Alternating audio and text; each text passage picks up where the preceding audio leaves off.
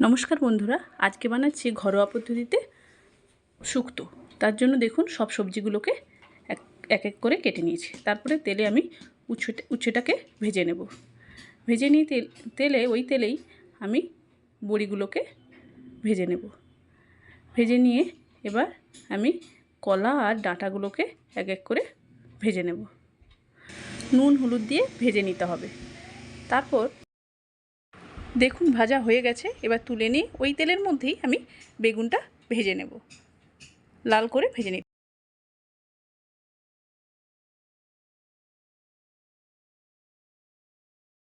দেখুন ভাজা হয়ে গেছে আমাদের।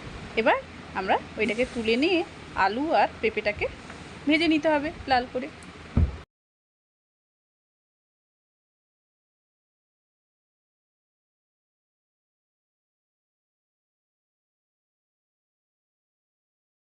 তারপর দেখুন ভাজা হয়ে যাওয়ার পর আমি পোস্ত নিয়ে নিচ্ছি। আমি শুধু পোস্ত নিয়েছি, আপনারা চাইলে পোস্তর সঙ্গে চারমগজ তিল নিতেই পারেন। তারপর দেখুন আমার তো সব সবজি ভাজা হয়ে গেছে, তাই জন্যই তেজপাতা আর শুকনো লঙ্কা দিয়ে দিচ্ছি।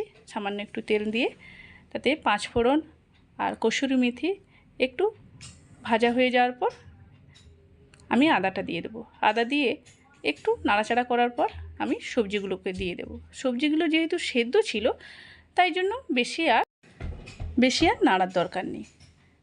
ওতে একটু নুন হলুদও দিয়ে একটু নাড়তে হবে। নেড়ে নেওয়ার পর আমি পোস্ত বাটাটা দিয়ে দেব। দিয়ে একটু নাড়াচাড়া করার পর জল ঢেলে দেব।